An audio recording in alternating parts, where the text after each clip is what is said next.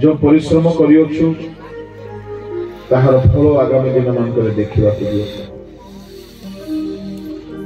सभा शेष पर्याय प्रभु आम आशीर्वाद लोड़ुअछु प्रत्येक अपना जीवन रे वाक्य को हृदयंगम करी तदनुसार पहुंचार संकल्पबद्ध हेतु बोली प्रार्थना करूँ।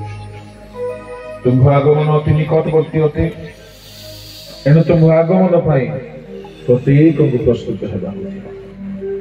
तुम्भ दास ए सभार आयोजक तांको सहकर्मी पुणी छोट बड़ समस्त प्रचुर परिमाण रे प्रभु स्वर्ग आसवा। पिता पुत्र धर्मात्मा नाम रे ग्राम पाई मंडली पाई उपस्थित जनता मैं आशीर्वाद घोषणा करूँ। से माने सकल आशीर्वाद प्रत्येक को तुम्भ बलवान हस्तरे समर्पित गौरव महिमा संग्रह केवल तुम्भ को दे प्रार्थना यीशु नाम रे आमेन।